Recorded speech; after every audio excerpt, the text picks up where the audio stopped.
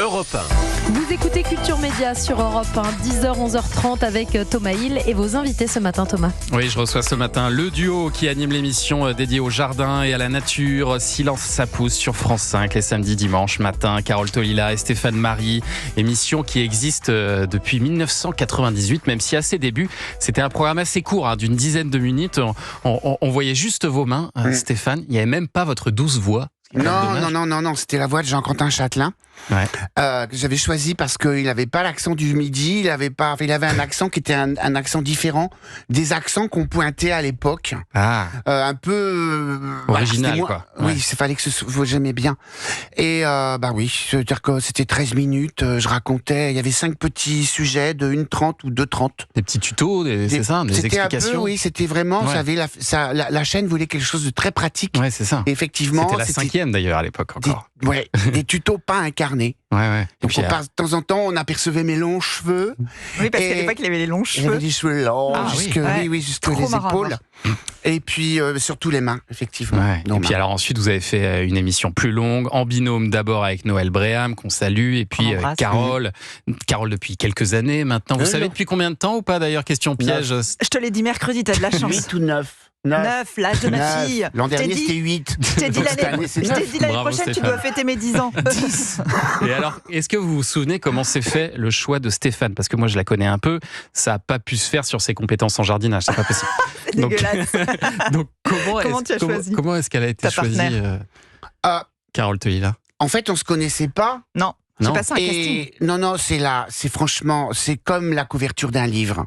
Ah oui? Oui, c'est l'éditeur qui choisit. C'est l'éditeur. Non, Oui. je te crois pas. C'est Je suis sûre France que c'est 5 qui a toi choisi. qui as choisi.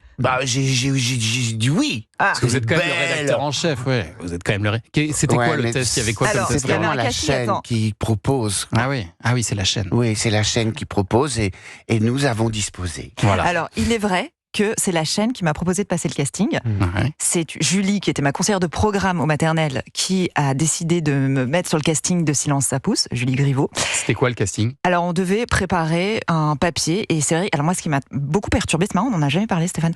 Mais moi, je suis moi non arrivée plus, avec on mes n'a jamais fiches, et j'avais fait un bricolage. On m'avait dit, c'est bien ce que tu fais sur les maternelles de faire des bricolages, fais pareil pour le jardin.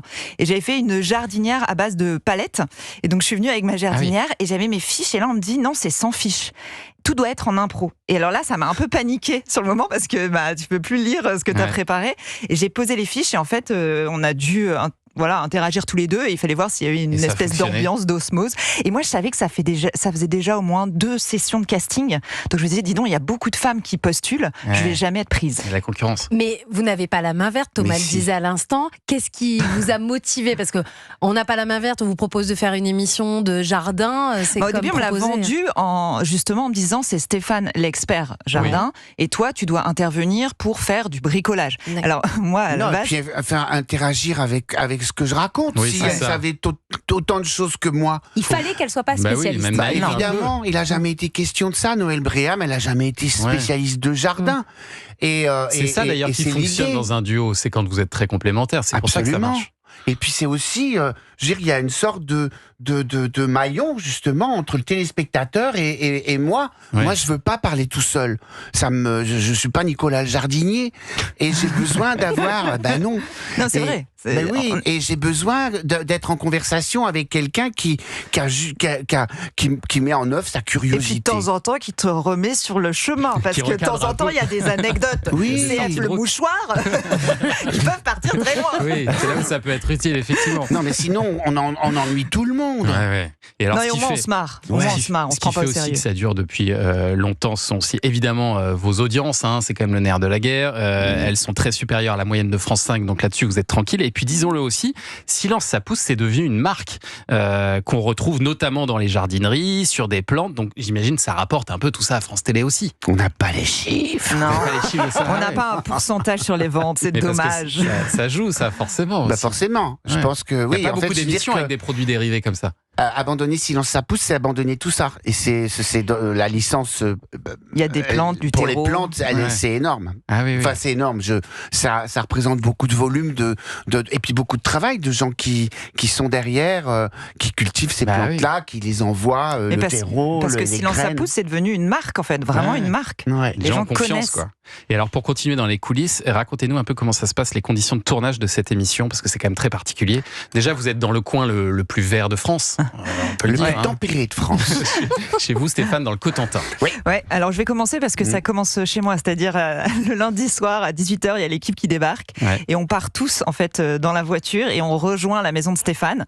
On ne le voit pas le lundi soir. Stéphane, il a sa soirée tranquille. Par contre, le mardi matin, quand j'arrive, Stéphane est en peignoir pour m'accueillir avec son c'est café. vraiment chez vous, quoi. Oui, c'est ma maison. Oui, elle est grande, ça va. Et donc, vous avez un jardin qui fait quoi, de 2000 mètres carrés, je crois? Ah non, il y a le jardin de Silence ça pousse, il fait 2000 mètres carrés, mais en tout, on travaille sur 1 hectare. Ah oui, d'accord. Ouais. Oui. Et il rachète les jardins à côté en fait. Non, des champs. Les petits Au champs. fur et à mesure de l'émission, les jardins grandissent. Et après, donc le mardi, on enregistre 2 émissions, une le matin, une l'après-midi, et le mercredi matin, de nouveau. Et on repart, nous, l'émission. Et ça, quel que soit le temps, vous tournez dehors. En fait, le lundi, j'essaie de consulter la météo, de voir à quel moment il pleut, enfin comment ça va se passer, et de prévoir des plateaux à l'intérieur et des plateaux à l'extérieur. Moins il pleut évidemment, et plus on est à l'extérieur. Et là, en ce moment, les jours sont courts, et donc de toute façon, il faut prévoir des plateaux. C'est plus compliqué là. Qui vont être tournés à la nuit. Donc ça change le le contenu de l'émission? Est-ce que le lundi vous changez le contenu Non, parce que le lundi, en fait, je prends des notes comme ça sur des sujets possibles, et en fonction de ça, je prends tel sujet et vous adaptez quand même. J'adapte. Et comment vous vous adaptez pour votre séquence Pas de panique, là où vous allez refaire des jardins chez des particuliers? Comment vous faites en plein hiver, là, par exemple? Vous pouvez pas faire ça, sinon. Non. En fait, autrefois, oui. Autrefois, c'était 43 Pas de panique par an. Donc on en tournait toute l'année. Ça, c'était à l'époque où on avait beaucoup plus d'émissions. On avait beaucoup d'argent. Il y avait plus d'argent à la télévision. Ah, ça c'est intéressant. Vous avez été touché par la réduction des moyens à France Télévisions? Évidemment, on est passé de 43 à 33 émissions. Ah oui. Ah oui. Il y a des rediffusions. Au fur et à mesure des années. Ben oui.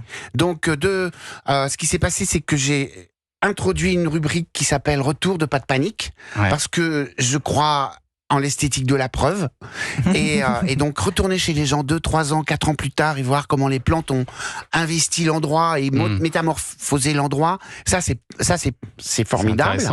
Et autrement, sinon les Pas de panique, j'en fais 23 par an maintenant. D'accord. Et je l'ai fait en printemps, en été et un petit peu en automne. Mais là, c'est dur aussi pour toi parce que de temps en temps, on n'a pas pu prendre bien soin du jardin où les choses ont changé.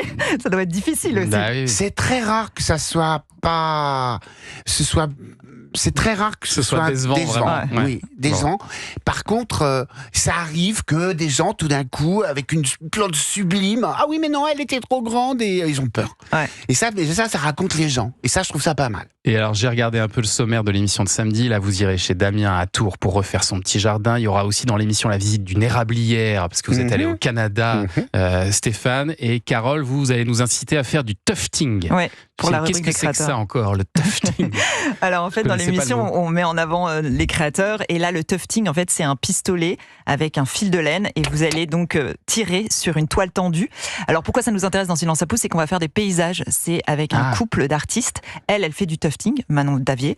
Et lui, Antoine Duruffle, il peint. Et donc c'est ça qui est très très beau parce qu'ils vont mélanger des méthodes différentes. Donc c'est une œuvre à 80 ans. Vous avez testé tous les deux? Bien sûr, nous justement, on demande aux artistes Moi, de j'étais venir. sur la peinture, Carole était sur le tufting. Mais c'est comme les tapis teufés. Oui, Oui, on connaît pour les tapis. Les tapitoufs, bien sûr, tapitoufs. Il y a une grosse mode du tufting. Non, il y a oui, tapis teuf. On va découvrir ça samedi. Donc c'est 11h45, Silence ça pousse sur France 5. Puis il y a des rediffs le dimanche aussi à 9h25. Cartonne le dimanche. Ça marche mieux le dimanche même que le samedi. J'ai vu ça. C'est impressionnant. Ah ouais, 7%. Je les imagine. On remplit la salle. Ils se lèvent, ils font leur café, ils se mettent devant Silence ça pousse, ils sont contents. On est bien. Dimanche avec nous, trop sympa. Allez, restez encore un petit peu avec nous tous les deux avant d'accueillir le philosophe Frédéric Lenoir. On va découvrir donc vos 2 beaux livres consacrés à la nature dans un instant. Et puis nous sommes le vendredi 28 novembre. Le compte à rebours est lancé là. Voilà. Mais on ne peut pas encore ouvrir les cases du calendrier de l'Avent. Attention, ça c'est que lundi. Ça tombe bien, j'ai pas fait le calendrier d'avant. Je suis un peu à la bourre. Eh ben, vous